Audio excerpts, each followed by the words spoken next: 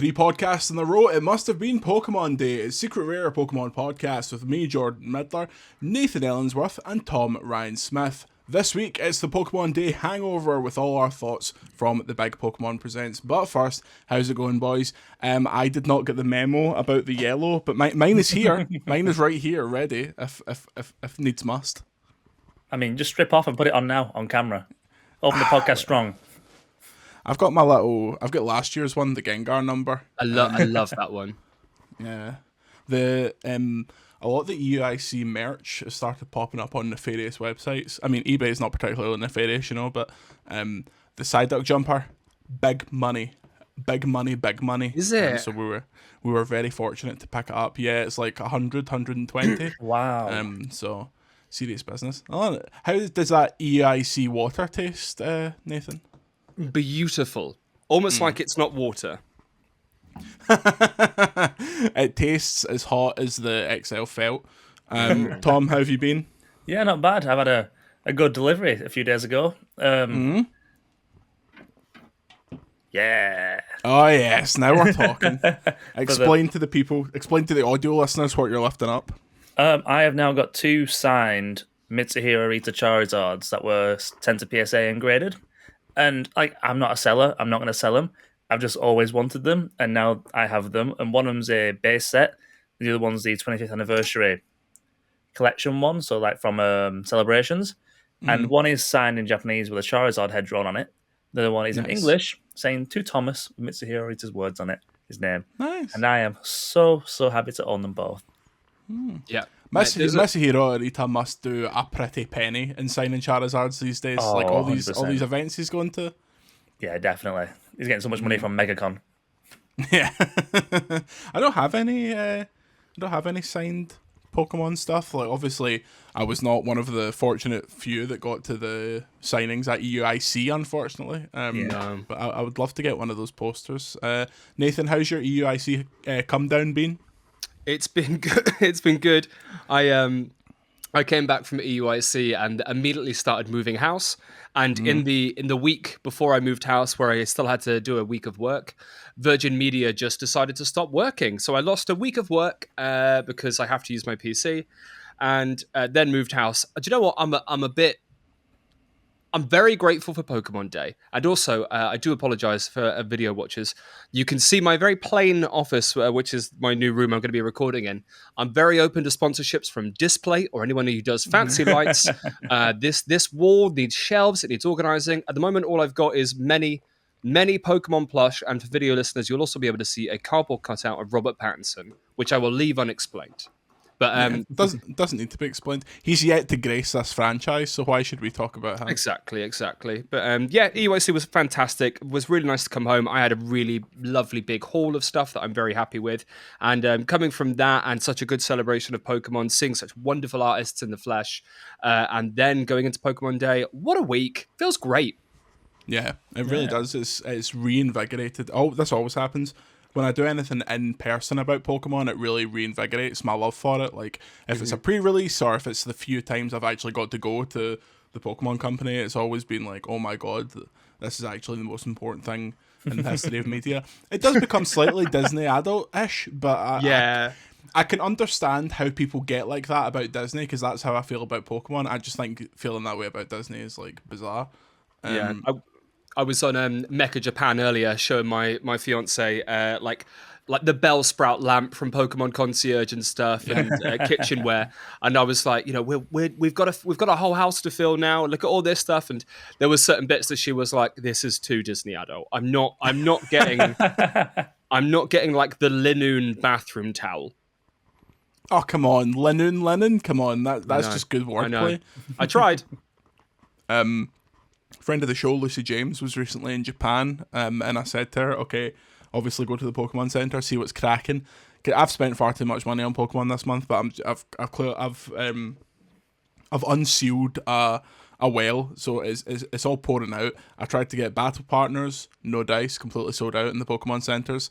The exclusive Pikachus are largely sold out in any main Tokyo Pokemon Center, so it's tough going. Battle Partners is a weird one because I'm really looking forward to Journey Together, and I feel like I'm just looking for a Battle Partners box to like get a hit before the 28th of March, but pre-release is in 2 weeks, so we'll maybe see. We'll talk about that in a little while, but the main topic of this week's podcast is Pokemon Day and the Pokemon Presents. The main things they showed were an extended look at ZA, Pokemon Champions, and Megas coming to the TCG. Tom, where would you like to start? Dealer's choice. Oh, let's start with the Megas coming to TCG, because I realised something I saw on Twitter, which I didn't clock. It seems like the Mega Pokemon are a new series in the TCG. Like, not like V or anything like that, but like an actual series like Scarlet and Violet. Because you go online and it's called the Mega Evolution series, and it's like a new era of the TCG. So it's a really weird wording they use on the website. Like on the press release, it's like the Pokemon Mega Evolution series. So that's really interesting to think that.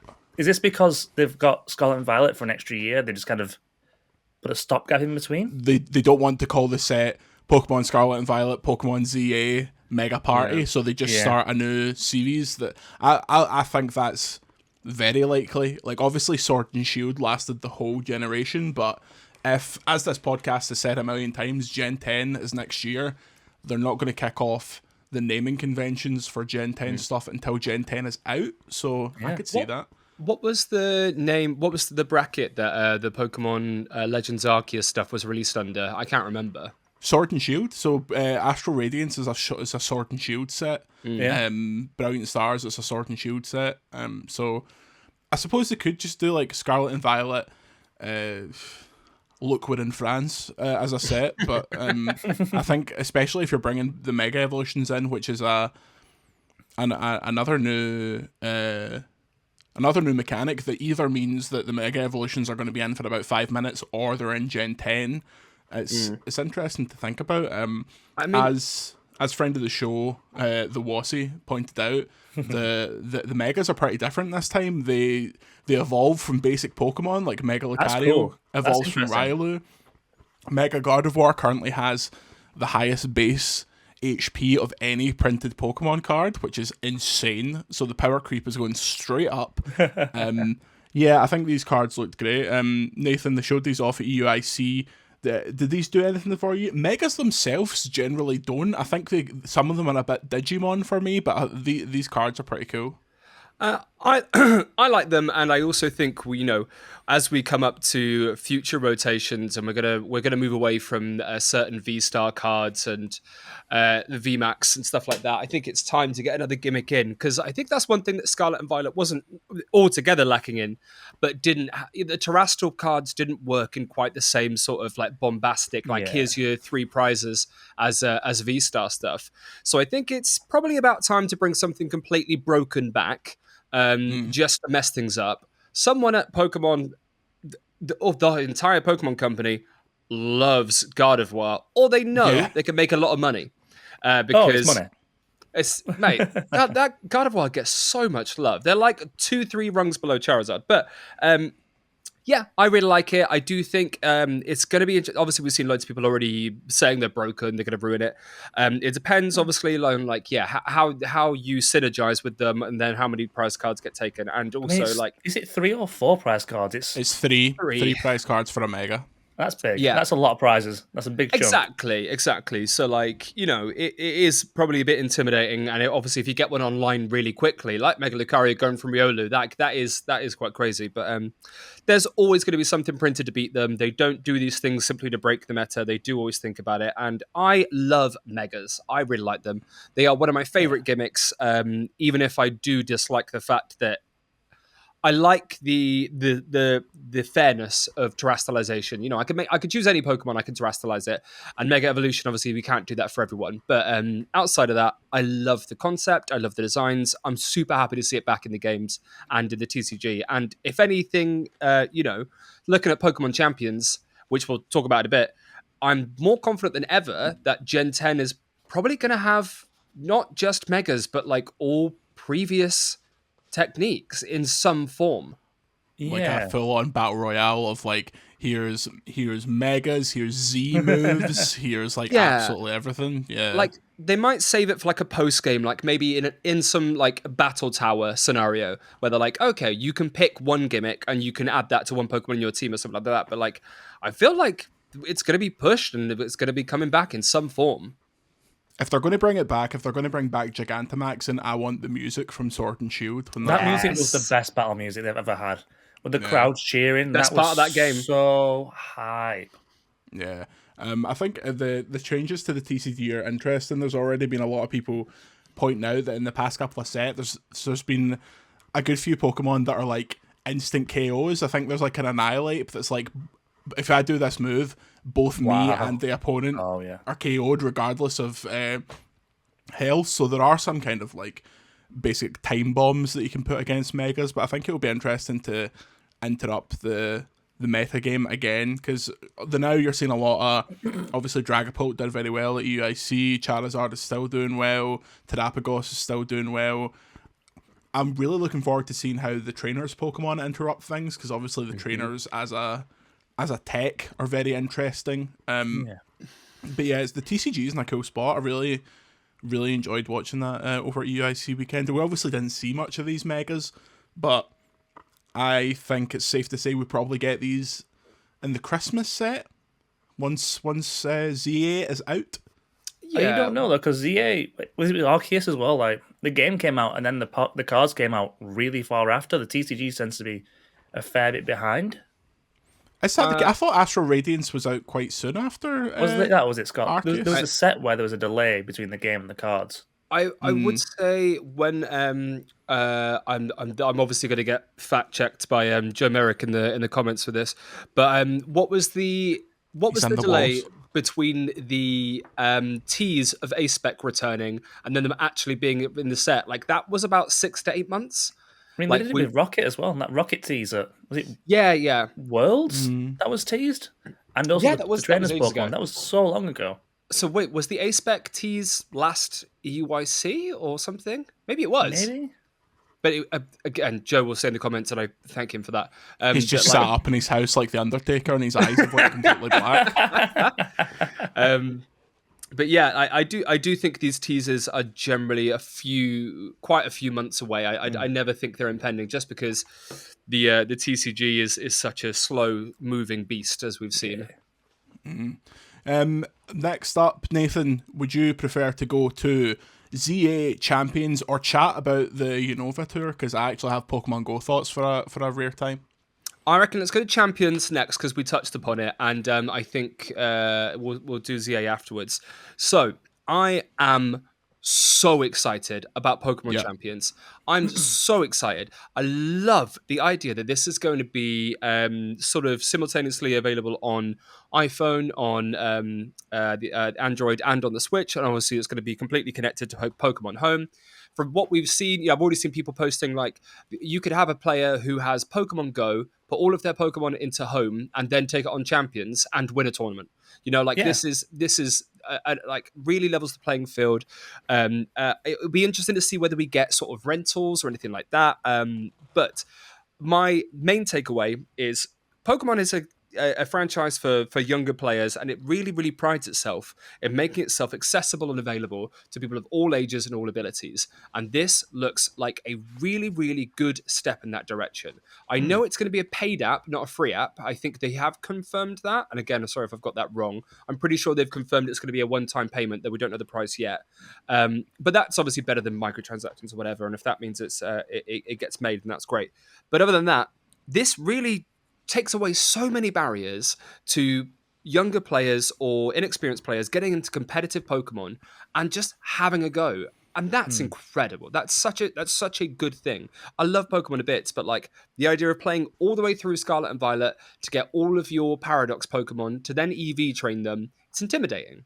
The entire competitive scene of Pokemon is like a weird secret where the game doesn't really ever tell you about it, and then it expects you to utilize third-party stuff to actually make it work. Like that's always been the strangest thing to me, is that it's not as if the Pokemon Company hide that this is what is expected of players when it is the basis of their biggest tournament, but they just don't tell players how to do it. It's always you're watching YouTube videos, you're going on Cerebi and stuff like that. So if this is going to work, it has to have incredible tutorializing about how the format works, the bring 6, pick 4, things like that, if that's the way they're going to do it. I presume that because it's the 2-on-2 in the trailer, they're going to teach people the kind of 2-on-2 format. I also think it works well because it will make the VGC finals look much better. Yeah. Because watching them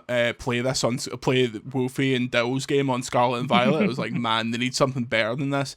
Which makes me think, they said it's in development. Do you think we get the debut of this at Worlds in an exhibition match? Because I think we do. That would be cool. I think this is going to be, like, one of the theories I kind of came up with when I did a video about it on Nuke Pop is, I think everyone's kind of running with it as well in their own ways, mentally as well. It's that this is going to replace the 3-yearly VGC. This will just be the home of the battles. And if you kind of take like Legends EA going in one direction with battles, and if that gets taken to the main line, there'll still be that home hub for competitive battles, and having that on your phone on the go to train on the go in like online battles is sick. And also the fact that we don't know yet what Pokemon will be allowed in it, because obviously we said that you can get all your Pokemon from Pokemon Go. We know you can't. There's definitely a limit, which seems to look assumingly like what Scarlet and Violet onwards at the moment, because you kind of see the Pokemon that are in there. But Joe pointed out something important on Twitter. That stadium looks like it could fit a Gigantamax in it. Definitely.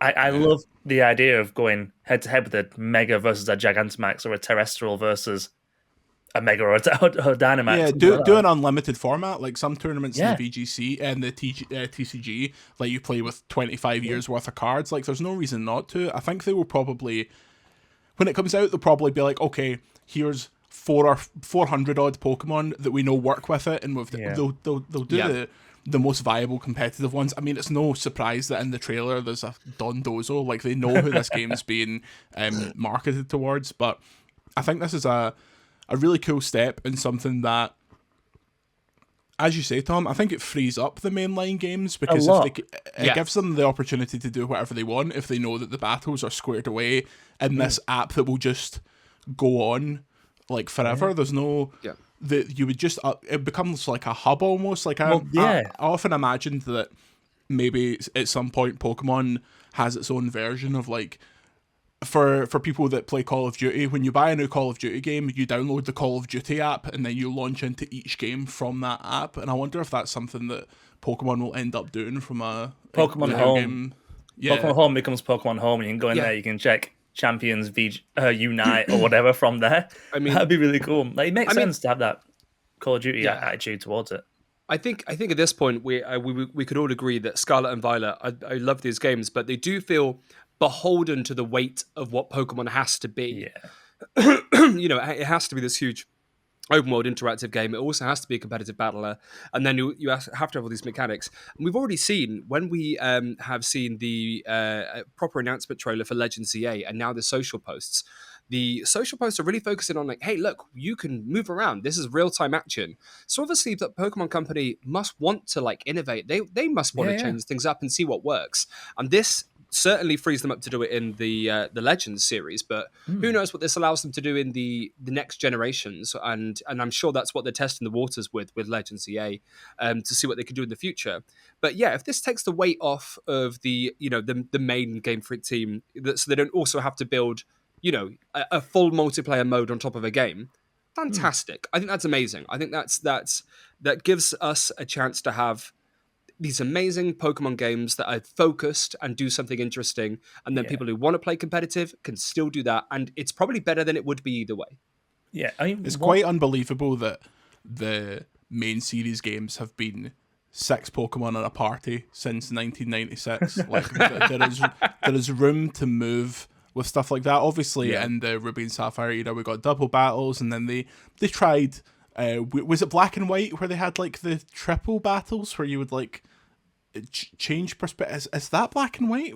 I think it's like may have been X and Y. I don't know, but I remember triple battles or something like that. Yeah. Yeah, like, as you say, you imagine Game Freak at this point are like, we've been making these for a very long time, and a lot of the people that have been making them for the very long time want to do something different. So it's an exciting prospect, and I think the most exciting thing to me is that it's a new offshoot that's working on it. The Pokemon Works is the new team working on it, and that's a cool thing as well. But like one thing I'm going to mention though, like does this existing, because this will then have to have over time potentially all the Pokemon who have these 3D models put into it. Does then lock in any future game? Say we have the Switch 3 down the line, running on even older graphics because it has to keep the models in line with what go back into this game. Could you get trapped in the sort of like? I think Pokemon Go saves you there because you always have to have models that True. are like phoneable. And also the models are one thing, but the shaders and the lighting are another. Because we can look at the Legends EA trailer, and I think it's pretty clear from that it's using the existing models because why wouldn't it? But the lighting and the effects and stuff, they look significantly improved from Scarlet and Violet. Yeah, I'd have to hold it up next to Legends Arceus, but like. Especially the first partner Pokemon, they look amazing. They look fantastic, and I love seeing them interact with that world. Like it's the way the light falls on them, the way they look in the environments, and that's the models they've been using for years. This is still the Sun and Moon models. That's what we're still on for a lot of them. But they it's what they do with them. It's how the art style changes from game to game. I don't know, occasionally they give people, like Charizard got a new model in Scarlet and Violet, and it looks much, much better. They need to save all the flying Pokemon from those terrible flying animations that they implemented, where they're all just like hanging midair. Like that's always so sad to me.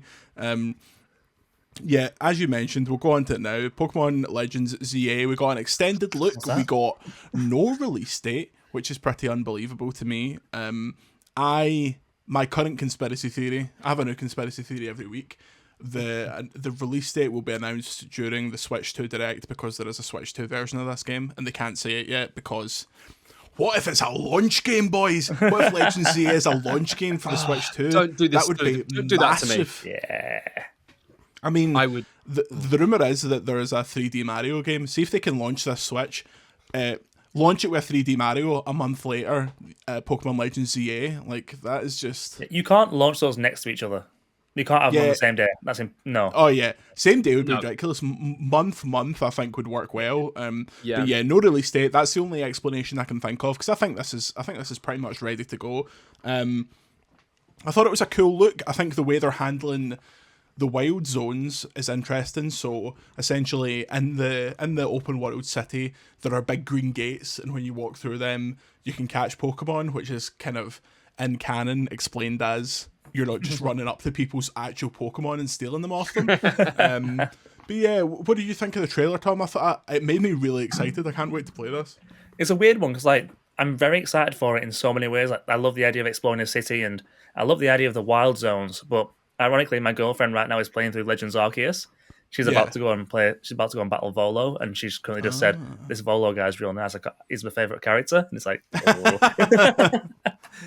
But like, there are a few things that hit wrong with me a little bit at the moment because the aesthetic and the UI of Legends Arceus is so beautiful. This just looks so clinical and technological in a way that I'm like, I don't know if I hit with that yet. And also the wild zones. We had whole areas of wild Pokemon to run through and explore, and just locking those into these small little patches of a city feels like a step back unless they handle it in a way that makes it worth it, and like whatever they add to it new makes it feel like those sections aren't a loss. Yeah. That's my. I think that they maybe just showed it wrong, and it will be like. You know how like the main city in Scarlet and Violet is like the big middle hub? I wonder if it will be around the tower, it'll be a big hub, and then you'll go through a gate and you actually have like tons of space to explore. I think they showed the map, and you can kind of work out where these areas are on the map, and they do look quite small if you kind of like piece them together, which that concerned me a little bit. Like, again, still excited for it.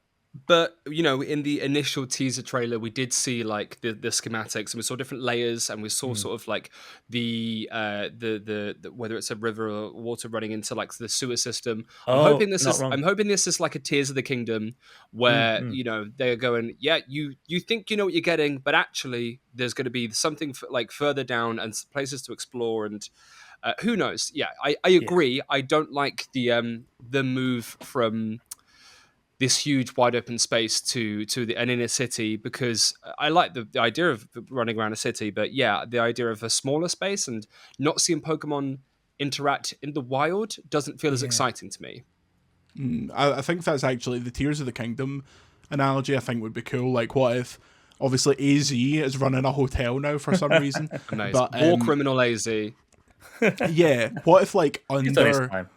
under Lumios is like old Lumios, and it's like an entire other city with like this entire ecosystem of itself. Like Pokemon have basically got their own city, and that entire thing, or at least sections of that, is a wild area. Like in Futurama, how New York is built on New York. Yeah, exactly. I mean, to be fair, in the initial teaser, again, talking about the schematics, but there was the flip from the sort of wireframe new style from the like weathered paper original schematic style. Like maybe that was a tease of like, yeah, you are going to see the original basis for this, and then what it became. That'd be Maybe, wild. because maybe the team that the two characters they showed that are like the head of the company. They're obviously going to be the bad guys. The actual people of Lumios are like, no, we don't actually like this modernization. You're like killing what made. Maybe it's a comment on the modernization of Tokyo and the radicalization of like classic architecture, and you end up siding with the mole people that live in old Lumios. Sorry, the Drillbur people. It was I can't remember what's the company called. It's like the Quasar or something like that. Quasartico. That's it. Yeah. But between that and the man who looks like the sort of heavy for the woman in charge, being called Ray, and his sideburns look like Mega Rayquaza. They're doing something with Mega Rayquaza. I saw Quaz and I was like, Quasar, Rayquaza, 100%. But then I saw someone online say about him and Mega Rayquaza. And yeah, maybe they're trying to like summon Mega Rayquaza. Maybe they're trying to use his energy. Like, I hope, we get to see more of the bigger end of the plot as we go on, because obviously we saw some elements of Legends Arceus before we played the game, but they actually did a pretty good job of hiding sort of like the you fight God at the end. Yeah. God gives you a mobile phone and then you fight him. Like, that was like pretty out there. Yeah, the end fights with Origin Form, Dialga and Palkia, and the one with Giratina and stuff, like I think they did a good job of like making you excited for the game, but not like, tipping their hand. So I'm hoping the game is hiding some stuff like that we're going to see, when we play it. Yeah, that'd be crazy. Here's my pitch for the end of the game. So they obviously teased that Zygarde cells are a factor. I assume that's the game's collectibles. That's like the Spiritomb balls from the last one. You finish the game, quote unquote, you beat the baddies, and then you get a final objective to go and fight Rayquaza, but you can only do it with a 100% Zygarde, and it's like a big kaiju battle between the two of them. So you have to collect all the Zygarde cells, do everything, and then they two batter lumps at each other. And then you have to remember Pokemon Horizons at the moment is all about a shiny Rayquaza, and it's teased that we're going to have a shiny Zygarde in the anime as well. Like, that's literally what the anime has been building towards for like and also a couple of years now. Maybe ahead right now, considering like games may have been delayed and postponed, so there could be a bit of a ahead narrative. That's a really good point. And also, my theory was, I think at the end, like my post game theory is like, when you end the game, you like get to go in the ocean, and you go across, and you just end up in Kanto, and you get to play through Red and Blue. An HD 2D remake of Red and Blue. 100%. Like, here's my question: do you think Xerneas and Evotal have any big part of this, or do you think they'll handle them like they handled the other Sinnoh legendaries in Arceus, where you just find them in a random patch, and it's just like see if you have save data from Scarlet and Violet, you can go and get Xerneas and Evotal. Hey, look, it's some of the gods. Yeah. I think X and Y benefits from having a smaller roster of legendaries here, because I think they sort of overcorrected them. Not mistake with Diamond and Pearl, but one of the complaints with Diamond and Pearl was like, all right, how many legendaries am I actually catching? And once you get to like Heatran, you do kind of run out of energy. Like, all right, do I need him? That's okay. Manaphy and Fiona, okay, sure, make it 2. Whereas in X and Y, they're like, you've got 3. That's it. Shut up. Yeah. Like Darkrai and Cresselia. Oh, you're telling me I can't actually catch either of them without going to an event in Japan? Okay, brilliant. Thank you. So I Arceus, think you don't think we're smart enough to do the Arceus quest, so you're not actually going to ever unlock it in Diamond and Pearl and save it for Platinum? Thanks, Game Freak. God So bless you. I think they're probably going to introduce, some of the stuff that we've seen since, like the we've already seen the Eternal Flower Floette, and I think that's going to be treated as like a mythical. And maybe we see other Pokemon that haven't quite had story stuff. Like there's rumors of Zeraora maybe getting a Mega, and other bits and bobs. Like I hope Xerneas and Evital do kind of get a time to shine, because I think they're fantastic box legendaries. I really really rate them, much more than honestly I think any since. Other than maybe Miraidon and Koraidon, I think they're the best pair we've had in a long time. But yeah, I'd love to see them get some additional love, some forms. Solgaleo and Lunala. I think they look quite cool together. I like Lunala. I'm not hot on Solgaleo, but I think the dogs are too similar to be interesting to me. Much as I like that concept, but yeah, I'd love to see them get. I guess they do kind of have additional forms, because I know Xerneas, when it has its antlers going, that's a specific form or something like that. And I'm sure Joe will say, but like, yeah, it'd be cool to see like really wild different forms, especially the way that Origin, Dialga, and Palkia were like really out there, completely different. I loved that. I think we are nailed on for megas of the final forms of the starters, which are Chikorita, Totodile, and Tepig. I think Mega Feraligatr would be Mega absolutely Feraligatr. sick. I can't wait. As long as they don't Mega Typhlosion it, because nothing sucks more than Mega Typhlosion. Not Mega Typhlosion, Hisuian Typhlosion. Hisuian Typhlosion, yeah. I came around to him, but here's my hot take. I don't really like the Hisuian forms of any of them apart from Decidueye. I don't think they are markedly better. Whereas I think because they're not different enough. Whereas I think Hisuian Decidueye is a banger. I think they nailed that. I'd like to see them. I'd like to see them push it, get a bit weird, get really strange with the typing. I know everyone's talking about Meganium being a grass fairy because they saw that Chikorita could learn Disarming Voice in one of the gameplay clips. So that could be interesting. What could be cool is if they do like a what would be the triangle? Like ice fairy or dragon, or like ice fairy dragon steel or poison or something. Like I mean, for Alligator, water steel, like get him armored so he becomes like a tank essentially for Mega Feraligatr, and then do, I suppose, Embor. See, I love Tepig, but I don't like Pignite or Embor, so it's I'm feeling. I don't feel that conflicted. I'm picking Totodile. Let me tell you right now, I'm picking Totodile. But oh yeah, I think if you were to put a rough number on it, how many new megas do you think we're getting? Because I think 10. Ooh. How many? I don't think they'll go massively over the top with it. I think it'll be. We've already got 15 megas, something like that. I think you probably get 10 because all the previous ones will be in it. I think we've got a few more than that with Omega Ruby and Alpha Sapphire, but I doubt many because Legends Arceus didn't actually add that many Pokemon or forms, but it was still very beloved. So yeah, I'm trying to see here because obviously there's like a big Kanto representation because of course it is. The Hoenn gets a decent look. I suppose because this is a Kalos game, you have all of those Pokemon that you can have a good kind of shot at, but I don't know how crazy they're going to go with it. Mega Farfrow. How many Hisuian forms were there? So 7?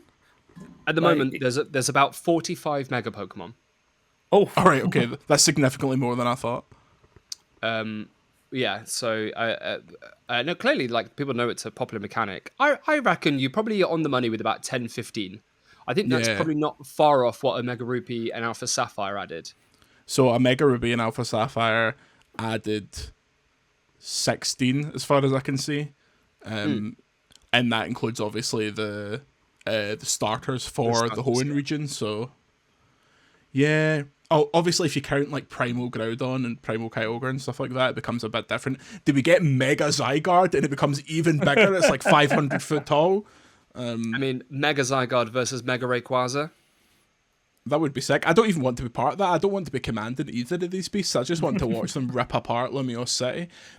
Do something bold, Pokemon. Literally destroy the city in the final fight and we can't play it anymore. Like, there's no post-game. Like, you've just got to...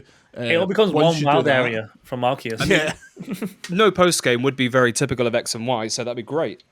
Way! Burn. Take that. 2012 era Game Freak. X and Y defenders, get a grip. I've got a Pokemon. I've got a Nintendo 3DS XL X and Y edition sat right here, brother. That's quite pretty. Yeah, it's quite nice, isn't it? It's 90% bigger screens, apparently. Don't know why I've still got that. It should really be in a landfill. The box, not the console. Right. But so we touched on it briefly. The new attacking mechanics is becoming like bloody Final Fantasy VII Remake. They're just completely throwing it to the wind. Both the trainer and the Pokemon can run around. Attacks have like actual physical ranges that manifest on the battlefield. Tom, how did you find this? Because I thought this was really cool, and I bet it'll end up like the battle mechanic in Arceus, the like fast style and whatever it was called, fast style and slow style. And I like use it once and the never again. agile style and strong style. They were cool. But yeah. I like the idea of it. But then it comes back to another thing where I love the concept of it because it means you get that Pokemon idea, like when you watch the TV show and things like that, where Ash to go, dodge it, Pikachu. Like, you can now do that. You can have control of where the Pokemon goes. Like, that is sick.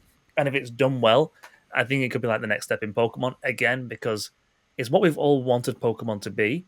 But then it seems like, is it taking a step back away from what Arceus was? Because soon you have areas for Pokemon to roam, then you have to deal with like geometry. And one of the things that Arceus had issues with, like sometimes you have a Pokemon who's stood on the edge, or you'll be up here somewhere, you throw a Pokemon in, and all of a sudden it says you've run away from the battle when you hadn't. Like, that was just, that felt like teething issues in that world and that style. But now they've gone, oh, just city is flat. Like all service is flat, and I'm like, do I want that, or do I want the more dynamic world of Arceus? Like, I want to try it before I kind of give judgment on it, because the idea of like going Pikachu dodge and Pikachu gets out of the way, I'm so in. So in. Pikachu's going to be in it? He was in the trailer. I was being sarcastic. I assume Pikachu's going to be in the Pokemon game, Tom. Which he wasn't in. Was he in Black and White? Yeah, he's been in everything. Yeah. Every Pokemon was in Black and White. Right. Bloody Pikachu.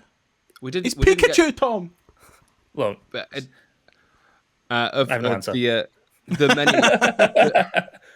of the many Trubbish fans out there, I'm sure that all of us were hands in the air. I was thinking of you when he popped up. I was like, I think I literally said to Laura, Nathan will be buzzing when they did that little Trubbish and Garbodor shot.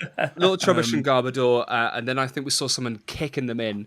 It was amazing. I sent it to my partner. I sent it to my partner, the world's #1 Trubbish fan. It was amazing. She was very excited. In fact, she's just messaged me from the other room saying, "Woo!" So I'm obviously not talking as quietly as I thought I was. Right. We'll have more about ZA in the weeks and months to come. We'll do some more theories, but let's we've got a bit more news to talk about. Then we've got Jordan's game. Nathan, I played some of the Unova Tour because I happened to be out and about. And let me tell you something, Nathan. That Battle Pass, I've seen some rip-offs in my time in video games, but that Battle Pass is absolutely shocking. Tell us more about it. So, for anybody who isn't aware, Pokemon Go this weekend just did the Unova Tour. They've got into the habit of doing a yearly tour where they go back to a previous region and they either release shinies that haven't been unleashed before. They add a couple more Pokemon. And it's kind of one of the big celebrations that we get in the winter time that tides us over until the bigger Pokemon Go Tour events of the summer. Anyway, this was Unova Tour. Black and White. We got some new shinies like Dealing and stuff like that, and it also was the introduction of, I don't think it was called a Battle Pass, but it was something along those lines, where there was a free version and a paid version, and players could all unlock the various levels of it by just playing over the weekend. And some of the rewards included for free rewards included stuff like candy for Kyurem and Reshiram and Zekrom, and some like candies and stuff. Whereas the paid one, which I think was $14.99 or equivalent, Yep. 15 zip. that was it. You got an encounter with Victini. You got many Hasn't more. Victini already been in the game? Yes. Oh wow, paying for that. But you did also get loads more of the items you could get with the free pass. So it wasn't just like a second lot. It was like you got 5 candy with the free pass, and then on the same tier you got 25 with the paid one. And you also got something called the Lucky Trinket, which is a one-off item where you could do a lucky trade with one trainer even if you weren't lucky friends, which is actually quite hard to achieve. So if you were great or higher friends with the person, you could have one guaranteed lucky trade, which means that you and your Pokemon both become lucky, and they've got a higher stats. It's cool. It's very interesting. Unfortunately, it was also on a timer. I've got mine, and I didn't manage to trade with anyone on the day, but I've only got 4 or 5 days left to use it, and I don't know why when it's a paid event. Anyway. So I want to hear more of your thoughts, but I will say I went out on the Sunday. I've been moving house, but I went out and did some Kyurem raids, and I'm also in a very active group with the Bristol sort of Pokemon Go players, like our community ambassador, and about 30 people who got to all the events. Nice. And I asked for some feedback from the event from the folks in that group, and I got a couple of choice words that I'll read out in a bit, or I'll summarize anyway. Is that Nathan's game? No. But it's measured, it's fair. People really loved some parts of it, but also they want to communicate some other bits. But Jordan, what did you think? I thought it was way too much money. I thought 15 quid for that. I also thought it was really... See, if I was in a situation like you are with like an active community and like things like that, I could just about justify a tenner on a few other grounds. Every single Pokemon it offered, I already had excellent versions of. Sure, there were decent chances to get like your shiny Sandiles and stuff like that, but I just didn't think that it was worth it. And also in the week leading up to it, they were locking progress, so you could only progress so much during the week, and then it was unlimited at the weekend. What? Yeah, people have different lives. Like you can't do something like that. Like if my day off is a Wednesday, I want to be able to go out and do all that stuff and not just have it like mess up. They also messed up the first set of tasks and gave everyone 11 legendaries for free, which was just like indicative of how much of a mess it was. So I did a good few raids. Like I got a couple of Kyurem, and all that stuff was fine. Maybe I'm just bitter because out of my 22 legendary attempts, I didn't get a single shiny. But I didn't like it. And it's a double-edged sword because if you put new Pokemon behind it, it becomes fully like pay to win kind of stuff. But when it's old Pokemon and it's candy for old Pokemon, it's like I just don't see the point in this personally. And maybe it's not for me, but I didn't like it. It would have been too much at a tenner, but I would have thought about it. At 15, it's like, nah, I'm not interested. Yeah. And also, it's worth noting that it was 15 for the Battle Pass, but there was also the Unova Tour Raid Pass and the Unova Tour Hatch Pass, which were also $4.99 each. So for anybody wanting to get the most out of the weekend, and obviously those separate ones were like double rewards on raids and extra raid passes, you're talking £25. And so, like I said, I go out really often with the Bristol Pokemon Go group. We have a lovely time. There's a really good energy. People of all ages. There's literally like 8-year-olds with their parents to a couple who are like in their 60s. It's really sweet and lovely. And I think I'm trying to say this as fairly as I can. I think it was the most demotivated weekend I've seen. Jesus. Because of the price of the tickets compared to the rewards. So the fact that the shiny boost was, from what people have said to me, people were doing a lot of work and barely getting any shinies, which are much, much less than previous events. And from what we can maybe understand about the shiny odds from the data collected afterwards, they were not as boosted as previous events. Then there was some of the best shinies were the regional Pokemon, which were Bouffalont, Sigilif, and Maractus, which normally you need to travel the world to get. They were appearing in 10-kilometer eggs. And then if you managed to get a 10-kilometer egg, and if you managed to hatch the one you wanted, then there's a chance of it being shiny. those 10-kilometer eggs were really rare on the day. So it was already hard enough to get those. And then also, I know there was a half hatch distance. And if you put that in an incubator, which it brings the hatch distance down, it's that. But like, it's still a lot of walking. It's a lot of effort. And also, the Kieran catch rates were really tough. The leader of our group, who keeps a really keen eye on this, I only did Sunday, but he did basically all of the hours on Saturday, and said that the biggest problem they had was Kieran was so hard to catch that people were wanting like the safari balls that we got for Wild Tour, where it was kind of an instant catch, because he was coordinating about 30 people and they were trying to move safely from like one raid to the next. But Kieran was so hard to catch that they were just waiting and waiting for the whole group to catch up. And it was really unusual for people to just be really struggling this much. And so he thinks that people who, paid money for these raid passes and paid money for this didn't do anywhere near as many raids as they would have liked to or could have done, because it was so hard to catch the Pokemon. And then the shiny rates were quite bad. And we've also seen Niantic say today that from Sunday, either midday or past 2:00, you couldn't catch Kyurem with the special background, which was advertised. So I love Pokemon Go. I also went out over the weekend and I did a few Kyurem raids. I say a few. I did well over 10 and didn't get a shiny, but that's anecdotal. But I think I got the whole weekend maybe 6 shiny Pokemon, which is quite unusual for this sort of big event. And it is sad to see people were excited about a lot of it. They did like the idea of the pass. They did like the idea of getting progress. But yeah, they felt hampered at every turn. And it felt like, the monetization was getting in the way of the fun. And a lot of people now are also concerned about reports that the game's going to be bought out by Scopely, and feel like this is not indicative of what's to come, but maybe they're testing the waters for like new monetization methods. And like, I love Pokemon Go. I've been playing it since the very beginning. I still play it so actively, and I'll defend it, so much. But like, the feeling in Bristol, the Bristol group this week was not a great one, which is really sad to see, and I don't like reporting that. Well, on that note, it's time for Jordan's game. Yay! A new game. It's called Dexit Means Dexit. This game, I'm going to read the name of a Pokemon, and then each of you get to bid on the Dex number of that Pokemon. Oh my god, I'm so bad at this. I'll read the name of a Pokemon. Tom goes, Nathan can reply. Then Tom gets one chance to change his answer. And if he takes that chance, Nathan also gets a chance. But that's it. You only get a maximum of 2 goes per Pokemon. Do you understand? I like that. Yes. Is it closest wins? And if you get it on the money, you get more? Closest wins a point. On the money, you get 2. Perfect. Let's do the first Pokemon. And Dexit means Dexit. This is Duot.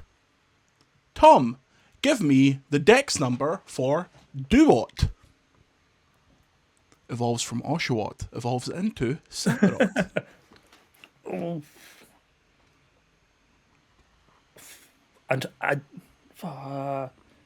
going to go 425. 425. Nathan, give me the number for Duot. I want to explain my thinking because it's going to help me do it, but Tom will also hear that. It's going to help you do what? Hey. I think I've misjudged this by 100.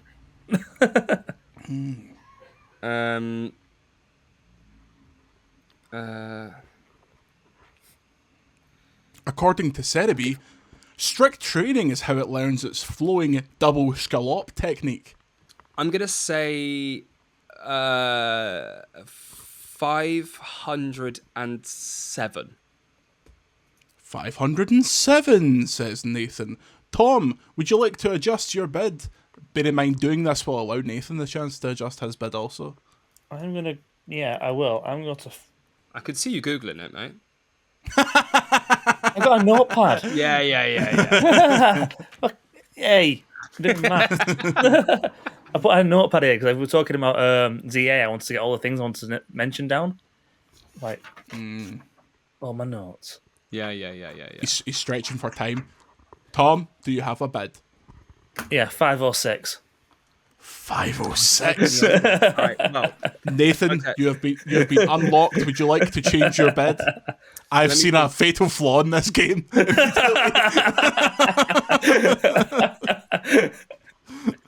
I'm trying to remember. Obviously, Ruby and Sapphire ends in 386 for Deoxys. I think Diamond and Pearl gets as far as like 492, if I remember correctly. And then I know that the very beginning of Black and White tips over into 500. I think Diamond and Pearl goes as 492. It starts with Victini, which would make that 493. I'm gonna take the under, and then it would be 493, 4, 5, 6, 7, 8, 9. It would be 501. So I'm going to adjust to 501. Okay, boys. Nathan, Diamond and Pearl ends at 493, meaning that you are one away. Oh, my Duo God. is number 502. There's a point to Nathan there. Wow. The thing is, numbers are my fatal thing with, like, you tell me to guess a number anywhere, I'm like, I don't know. If you tell me 500 people, I'll be like 302. Well, let's hope you have a better chance at this one. Nathan going first. A classic. Give me the dex number for Executor.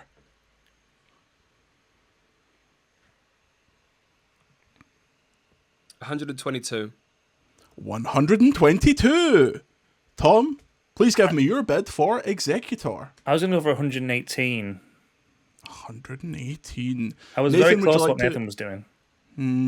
Would you like to adjust your bid at all, Nathan? No, I feel comfortable. Okay. I couldn't make a better educated guess. I think we both have the same area in our mind, Yeah, but you may have a stronger thought because your brain's better than mine. disagree, but we'll see. The second point in Dexit means Dexit goes to Tom. Executor is number 103. So you both went quite high there. 103 for Executor. Tom, we're kicking off with you again. Give me the dex number for Poniard. Evolves into Bisharp. We're getting high here. We're getting in the high numbers. Shout out to Poniard's Shiny, one of the best looking shinies, the blue one. I love a proper primary color like palette swap. The King My Gambit brain's blue. broken. Oof. This is where my brain's broken because, for one, I didn't play. Oh, wait. Wait a second. Where was this area? Oh, okay. Yeah, okay. I'm going to go for 973. 973. Nathan? This is Pawniard, which evolves into Bishop, right? Correct. Cool. I'm gonna go with 580. 580. This is where my brain was broken because, yeah. Tom, you have the chance to adjust your bid. See, now I don't know if Nathan's playing a game, or if he's going to bring me down. Like, these are Pokemon in the era that I'm naff at, but then I know they're also later on, and I know the evolution, because it was like the new version, was slapped. I'm such a fake fan when it comes to this era. What did you go To for, be fa- Nathan? Nathan went for 580. You know what, I'm going to stick. You're going to stick, you maniac, because Poniard is number 624. At that point. Black and White is that they added a whole extra 150 Pokemon, didn't they? There's loads of them. Black That was and the White entire gimmick. is a game that I tried for 10 minutes and went, I'm too old for this. It was like my era of out of it. And I've only kind of learned the Pokemon through osmosis later on, like, as playing. Yeah. I kind of feel that way about Sun and Moon. That's the games I have Yeah. the least knowledge of. Okay, Yeah. Nathan, you're starting. Pokemon number 4. Tom, if you win this, we're taking it to a tiebreaker. Give me the dex number, Nathan, of Jumpluff.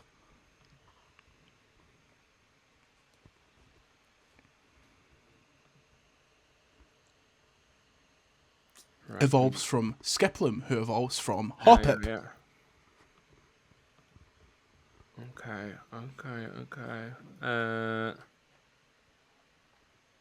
I'm gonna say. I love the hand motions. See, I have no maths. Brain not math. I'm I can't be counting things. I'm in Sherlock's mind palace right now. Joe Merrick's Mind Palace. I'm gonna say 190. Oh, 190. the number I was throwing out there in my head was 199. Are you wanting to take that bid, Tom? I'm taking 199, yeah.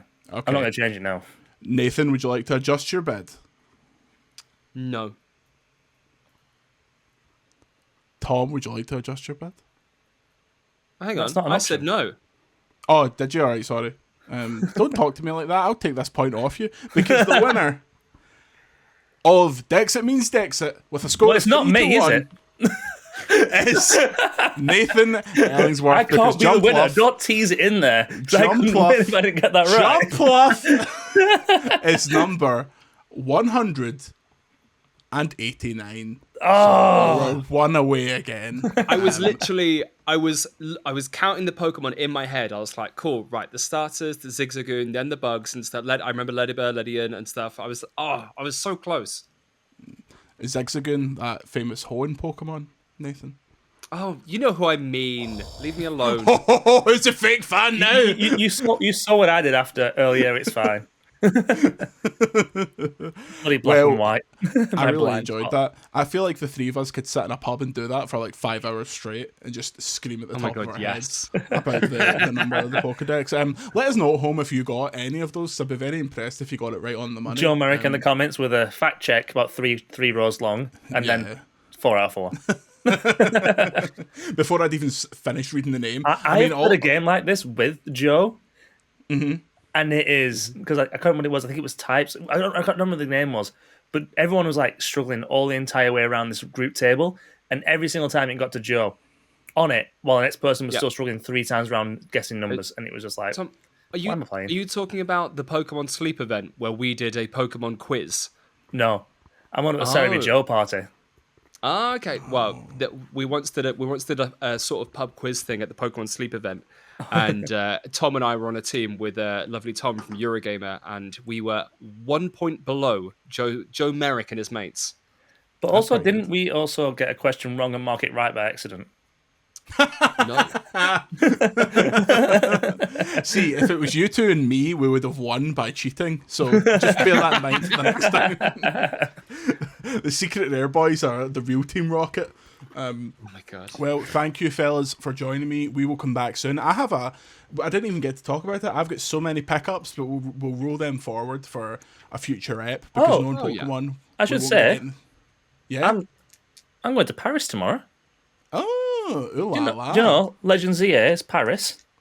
Oh, I was at a Legends EA. Let me tell you something. See, if there was a Legends EA event and JJM didn't get invited, there would be hell to play. No, I'm just going for funsies. Fair. But I'm looking forward to a bit of research. Oh yeah. Look at the Eiffel Tower, going, yep, there it is. Yep, there's some Call of Duty. Unfortunately, Paris is the most manky place on the planet, so good luck to you. That's a Pokemon.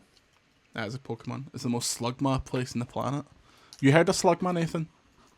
Yes, I have. Yeah, I can hear Tom jostling something in his hands, waiting to finish. I've got to go and pack to Paris. Not for the first time. Hey, there'll be a lot of jostling in Paris. I'll let you know that. Jostling. Nathan, where can we find you?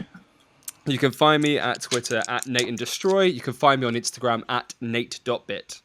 And Twitter, you say? I didn't know you were a fascist. Tom, where can we find you? You can find me on most things as Monkey Nuke, but also as my nerdy account on Instagram and TikTok as Nuke Pop. This is the moment my mic broke, so it leaves me to tell you that you can find me on all social media platforms at Jordan Midler, and I do not retract my statement about Nathan Ellingsworth. Until next time, see you later. Bye. Goodbye. Yeah.